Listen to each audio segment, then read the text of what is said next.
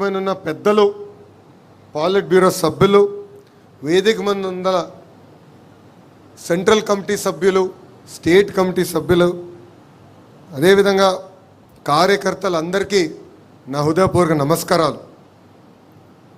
విశ్వవిఖ్యాత నడసార్వభౌమ స్వర్గీయ శ్రీ నందమూరి తారక రామారావు గారు తెలుగు ప్రజల ఆత్మగౌరవం కోసం స్థాపించిన పార్టీ తెలుగుదేశం పార్టీ. తెలుగు జాతిని ప్రపంచం పట్టంలో పెట్టిన ఒకే ఒక లెజెండ్ మన నాయకుడు చంద్రబాబు నాయుడు గారు. దేశ రాజకీయాల్లో మన పార్టీ ఒక ప్రభంజనం. పార్టీ స్థాపించిన 9 నెలల్లోనే అధికారంలోకి తీసుకొచ్చారు మన నాయకుడు అన్న ఎన్టీఆర్. మనకి గల్లీ పాలిటిక్స్ తెలుసు, ఢిల్లీ పాలిటిక్స్ కూడా బాగా అర్థమవుతుంది. ఓడిపోయినప్పుడు వెనక్కి తగ్గలేదు, గెలిచినప్పుడు కాళ్ళు ఎగరేసుకుని తిరగలేదు. నిత్యం ప్రజలకు అందుబాటులో ఉంటూ ప్రజల సమస్యలు పరిష్కరించిన పార్టీ ఒక తెలుగుదేశం పార్టీ. 44 ఏళ్ళ గొప్ప చరిత్ర ఉన్న పార్టీ మనది. అలాంటి పార్టీకి ప్రత్యేకంగా నన్ను నేషనల్ వర్కింగ్ ప్రెసిడెంట్గా నియమించిన మన అధ్యక్షులు చంద్రబాబు నాయుడు గారికి, దాంట్లో కీలక పాత్ర వహించిన వేదిక ముందు నాయకులకి పేరు పేరున నా హృదయపూర్వక ధన్యవాదములు. ఒక మాటలో చెప్పాలంటే నాకు బాధ్యత పెరిగింది. యువగలం పాదయాత్రలో మిమ్మల్ని అందరినీ కలుసుకుంటూ మీ సమస్యలు వింటూ ఇప్పుడు అధికారంలోకి వచ్చిన తర్వాత ఆ సమస్యలు పరిష్కరించే దిశగా నేను పనిచేస్తూ వచ్చా. వాస్తవంగా చెప్పాలంటే ఈ పదవి అనౌన్స్ చేసినప్పుడు నేను చంద్రగిరి నియోజకవర్గంలో ఉన్నా. ఇంకా ఆ బాధ్యత నాలో, అంటే ఇంకా ఈ పదవి ఏం చేయాలి, ఎలా చేస్తే న్యాయం చేయించిన విషయం ఇప్పుడిప్పుడు నేను తెలుసుకుంటాం జరుగుతుంది.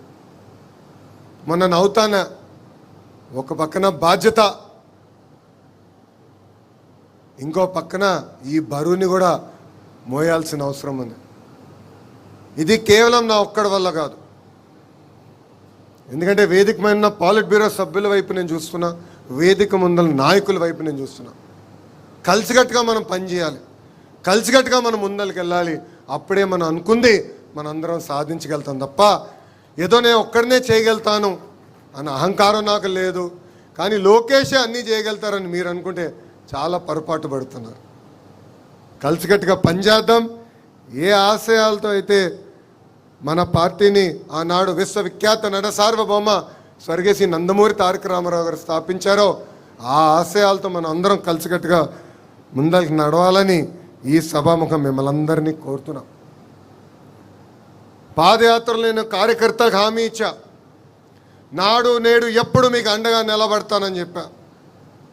కార్యకర్తలు ఎప్పుడు నన్ను అడిగారు, అయ్యా అధికారంలోకి వచ్చిన తర్వాత అధ్యక్షులు కానీ మిమ్మల్ని కలిసాక కొంచెం ఇబ్బంది పడతామంటే ఆనాడే వాళ్ళకి హామీ ఇచ్చా, ఎప్పుడు నియోజకవర్గంకి నేను కానీ మన అధ్యక్షుల వారు వచ్చినా కానీ ఫస్ట్ కార్యకర్తల్ని కలిసిన తర్వాతనే మేము అధికారికంగా కార్యక్రమాలు చేస్తామని చెప్పాను. ఆ ఇచ్చిన మాట ఈరోజు మేము నిలబెట్టుకున్నాం. ఇక్కడున్న నాయకులందరూ తెలుసు, మన జాతీయ అధ్యక్షులు ఎప్పుడు నియోజకవర్గానికి వచ్చినా ప్రభుత్వ కార్యక్రమం చేసిన వెంటనే కార్యకర్తల్ని కలుస్తున్నారు.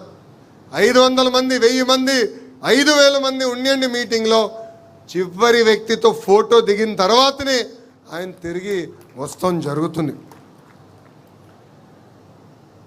ఎందుకంటే 5 సంవత్సరాలు నరకం అనుభవించాం,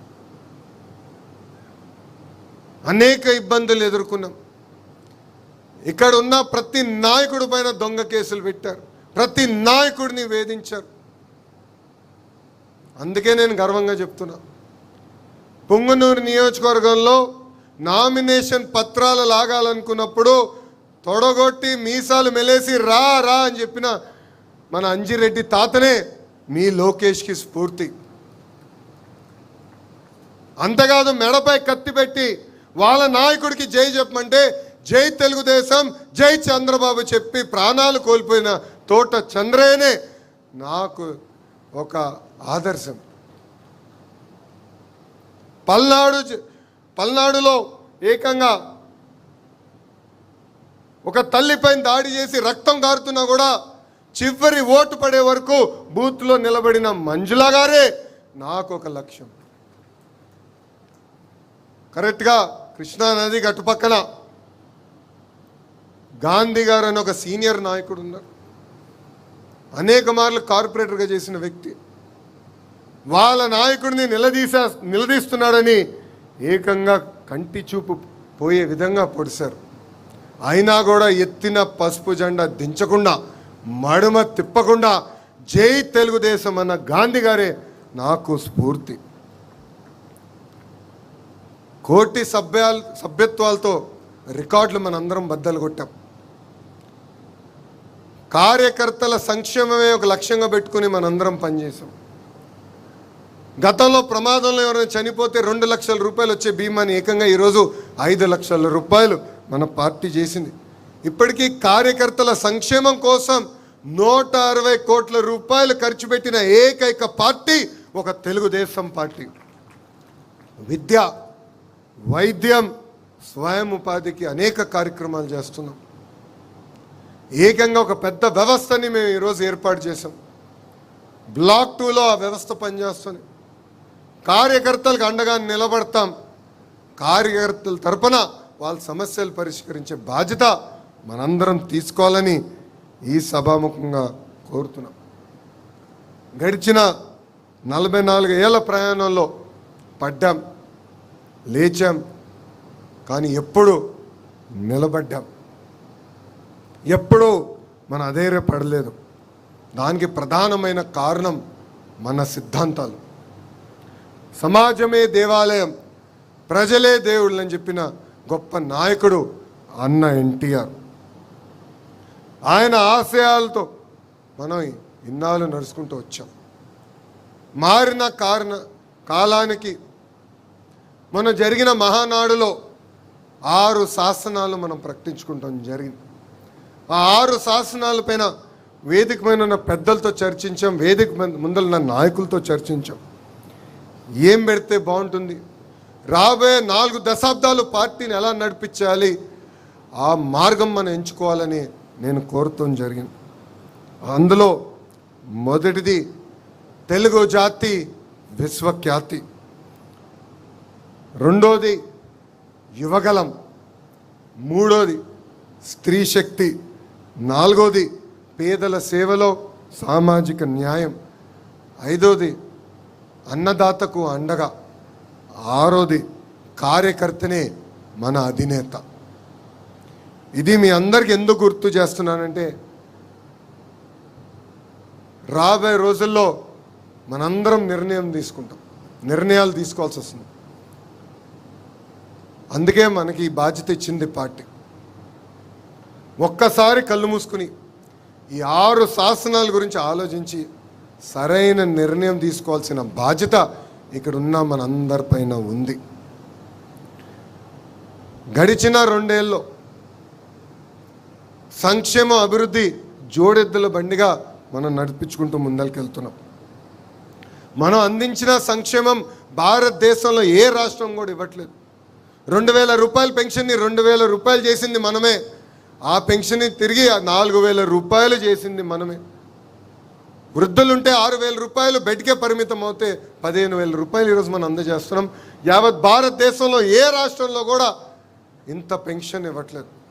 అనేక ధనిక రాష్ట్రాలు ఉన్నాయి, వాళ్ళు కూడా ఇవ్వట్లేదు. ఆర్థిక ఇబ్బందులున్నా ఇచ్చిన మాట నిలబెట్టుకుంటున్నాం. ఇంతేకాదు దీపం పథకం కింద ఉచితంగా ప్రతి ఏటా 3 సిలిండర్లు ఇస్తుంది మనమే. 16,347 టీచర్ పోస్టులు, అదేవిధంగా 6,000 కానిస్టేబుల్ పోస్టులు కూడా భర్తీ చేసింది మనమే. ఇప్పుడు ఏకంగా 10,060 పోస్టులతో ప్రత్యేకంగా జాబ్ క్యాలెండర్ విడుదల చేసింది మనమే. ఏ డేట్ ఎగ్జామ్ పెడతాం, ఏ డేట్లో ఆ పోస్టులు కూడా భర్తీ చేస్తామని చెప్పింది కూడా మనమే. ఈ ఇంట్లో ఎంతమంది పిల్లలున్నా అంతమంది పిల్లలకి తల్లికి వందనం కూడా ఇస్తామని చెప్పింది మనమే, చేసి చూపించింది ఎన్డీఏ ప్రభుత్వం. అన్నదాత సుఖీభవ అందించింది మనమే. ఎన్ని ఆర్థిక ఇబ్బందులు ఉన్నా 1వ తారీఖు నాడు జీతం కూడా అందిస్తుంది మన ప్రభుత్వమే. ఆర్థికంగా ఎంత ఇబ్బందుల్లో ఉన్నో మనందరికన్నా మన ఆర్థిక శాఖ మంత్రులు కేశవ్ గారికి బాగా తెలుసు. అయినా కూడా బాబు గారు హామీ ఇచ్చారు, కూటమి ప్రభుత్వం హామీ ఇచ్చింది, ఇచ్చిన హామీని నిలబెట్టుకునే దానికి మనం వెనక్కి తగ్గేదానికి లేదని చెప్పి ఆయన కూడా ఒక ఆర్థిక శాఖ మంత్రులుగా అద్భుతమైన సేవ అందిస్తున్నారు. మనం చూసాం వాళ్ళ 5 ఏళ్ళు అధికారంలో ఉన్నప్పుడు కనీసం రోడ్డు పైన పడిన గుంటలు పూడ్చలేదు. అలాంటిది ఈరోజు యుద్ధ ప్రాతిపదికంగా గుంటలు పూడ్చాం, రోడ్లు వేసుకుంటూ వెళ్తున్నాం. చేయాల్సిన పనులు ఇంకా ఉన్నాయి, అన్నీ చేసామన్న గర్వంతో నేను చెప్పట్లేదు. ఎవరు ఊహించిన విధంగా మనం అభివృద్ధి చేసుకున్నాం. ఆర్థిక ఇబ్బందులున్న సంక్షేమ కార్యక్రమాలు చేశాం. చేయాల్సిన పనులు ఇంకా ఉంటాయి. తప్పనిసరిగా కలిసికట్టుగా మనం ముందరికెళ్తేనే మనం అనుకున్న పనులన్నీ చేయగలుగుతాం. ఇప్పుడు భారతదేశంలో పెట్టుబడిలో కూడా ఆంధ్ర రాష్ట్రం నంబర్ 1. 100 రూపాయలు భారతదేశంలో పెట్టుబడులు వస్తే దాంట్లో 25 రూపాయలు ఏకంగా ఆంధ్ర రాష్ట్రానికి వస్తున్నాయి. అందుకే మనం నిన్న మీటింగ్లో చెప్పా, మనది గూగుల్ వాళ్ళది గొడ్డెలని. ఒక ట్రేడ్ మార్క్, ఒక బ్రాండ్ అంబాసిడర్గా మన చంద్రబాబు నాయుడు గారు అహర్నిశలు కష్టపడుతున్నారు. Google, Arcelor Mittal, renew, TCS, Cognizant, Reliance ఇలా సుమారుగా 800 ప్రాజెక్ట్స్ ఈరోజు ఆంధ్ర రాష్ట్రానికి తీసుకొచ్చాం. యుద్ధ ప్రాతిపదికంగా మనం గ్రౌండింగ్ కూడా చేస్తాం జరుగుతుంది. సైకో పార్టీ మనకి సినిమా చూపిస్తానంటున్నారు. రపరప బ్యాచ్కి నేను ఒకటే చెప్తున్నా, మీ సినిమా విధ్వంసం, మా సినిమా అభివృద్ధి.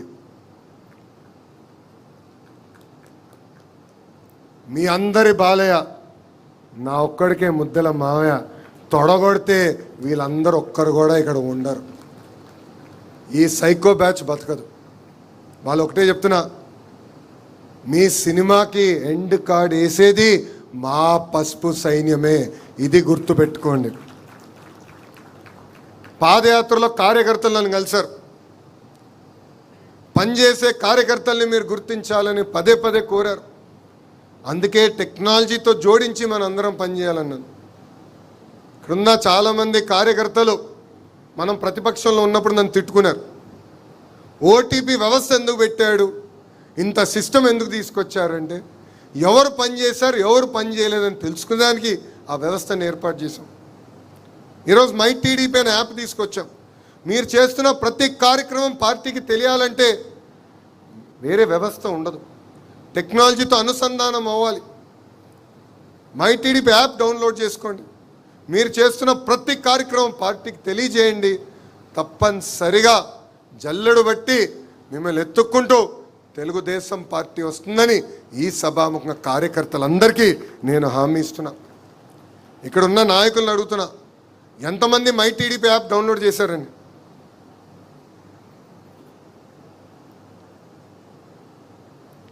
వేదిక ముందున్న పెద్దలు ఇంకా డౌన్లోడ్ చేయాల్సిన అవసరం ఉంది.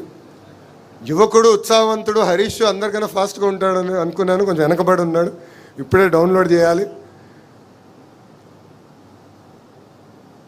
నేను ఇక్కడున్న నాయకుల్ని, కార్యకర్తలందరినీ కోరేది ఒకటే, ప్రజల చుట్టూ తిరుగుదాం, ప్రజల సమస్యలను పరిష్కరించుదాం. తప్పనిసరిగా తెలుగుదేశం పార్టీ మనం గుర్తిస్తుంది, మన అధ్యక్షుల వారు మనం గుర్తిస్తారు. అంతేగాని రూముల్లో కూర్చుని పనిచేస్తే మన ఆశయాలు మనం సాధించలేం. ఇది ఇక్కడున్న మనందరం గుర్తుపెట్టుకోవాలని ఈ సభాముఖంగా కోరుతున్నాం. మీ అందరు తెలుసు, ఇక్కడున్న సీనియర్ నాయకులు తెలుసు, పాలిట్ బ్యూరోలో పనిచేసిన నాయకులు తెలుసు. నేను బయట ఎంత పోరాడానో దానికన్నా 5 రెట్లు ఎక్కువ నేను పార్టీలో పోరాడాను. పార్టీలో సమస్యను తీసుకొచ్చేదానికి పోరాడాను. మనం ప్రతిపక్షంలో ఉన్నప్పుడు డిస్ట్రిక్ట్ పార్టీ కాదు, పార్లమెంట్ పార్టీ వ్యవస్థ తీసుకొస్తే బాగుంటుందని నేను ప్రతిపాదించాను, పోరాడా. మొదటిసారి ఆ పోరాటం ఫలించలేదు, కానీ నేను అధైర్యపడలేదు. నేను నమ్ముకున్న సిద్ధాంతం పార్టీ ఇంకా వైబ్రెంట్గా ఉండాలి, మనం ఎన్నికలు గెలిస్తే సంక్షేమ అభివృద్ధి చేయగలుగుతామని కావాలని పార్లమెంట్ పార్టీ వ్యవస్థ ఉంటే బాగుంటుందని నమ్ముకున్న వ్యక్తిని. అహర్నిశలు పోరాడా. మళ్ళీ 3 పాలిట్ బ్యూరో మీటింగ్ల తర్వాత నాయకులందరినీ కలిసా, అచ్చెన్నాయుడు గారితో లాబీ చేశా, కాలువతో మాట్లాడి ఎట్టి పరిస్థితి వ్యవస్థ తీసుకొస్తే బాగుంటుంది, ఎక్కువ మందికి అవకాశాలు వస్తాయి కాదు, పార్లమెంట్ యాజ్ యూనిట్గా పనిచేస్తేనే మ్యాక్సిమం పార్లమెంట్ సీట్లు మనం కైవసం చేసుకోగలుగుతామని నేను లాబీ చేసి పోరాడిన తర్వాతనే